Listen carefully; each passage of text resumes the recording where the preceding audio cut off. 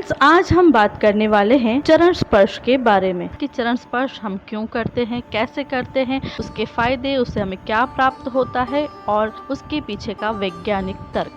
दोस्तों, भारतीय संस्कृति में हम सभी का अभिवादन विनम्रता और समर्पण भाव के साथ करते हैं, चाहे फिर वो सिर झुकाकर हाथ जोड़कर नमस्कार करना हो या फिर चरण स्पर्श करना हो। शास्त्रों के अनुसार देवता, गुरु, माता पिता एवं बुजुर्गों की चरण वंदना को श्रेष्ठ माना गया है। शास्त्रों के अनुसार भगवान श्री राम हर रोज सुबह उठकर सबसे पहले माता पिता के चरणों में सिर झुकाकर आशीर्वाद प्राप्त करते थे।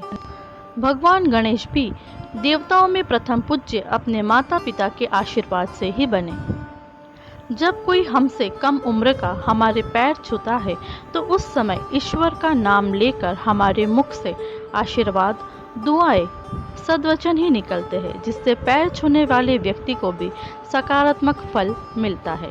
आशीर्वाद देने से चरण स्पर्श करने वाले व्यक्ति की समस्या खत्म होती है, यश, कीर्ति व उम्र बढ़ती है और नकारात्मक शक्तियों से उसकी रक्षा होती है।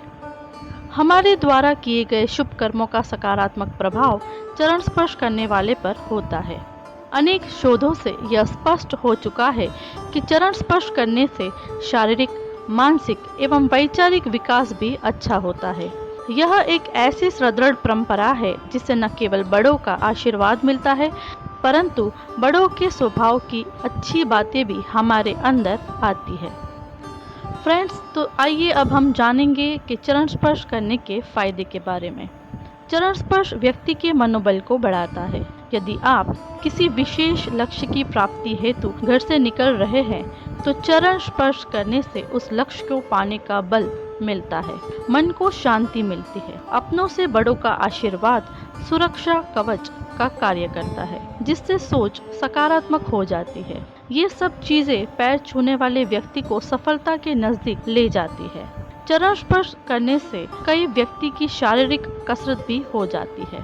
झुककर पैर छूने से, घुटने के बल बैठकर या फिर दंडवत प्रणाम करने से शरीर लचीला होता है। साथ ही आगे की ओर झुकने से सिर में रक्त का संचार बढ़ता है, जो सेहत के लिए फायदेमंद है।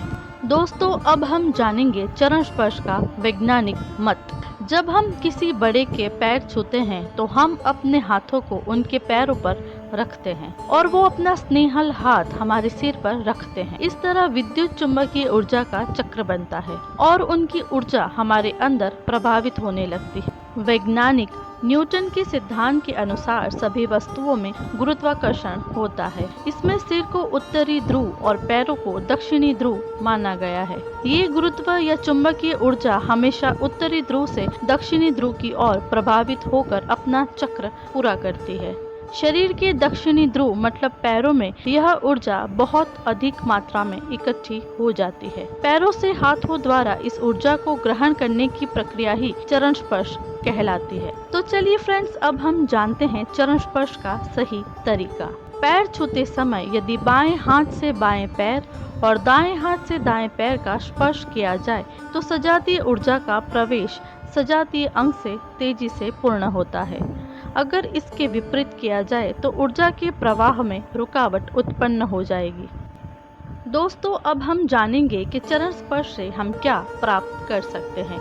बड़ों की चरण छूने से हमें अनेक फायदे होते हैं। चरण स्पर्श करते समय मन में अहंकार का भाव नहीं रहता, हमारे मन में विनम्रता का भाव जागृत हो जाता है। बड़ों के आशीर्वाद के माध्यम से हमें सकारात्मक ऊर्जा प्राप्त होती है। दोनों हाथों से पैर छूने से हमारा योग प्राणायाम भी हो जाता है, जिससे शरीर स्वस्थ रहता है।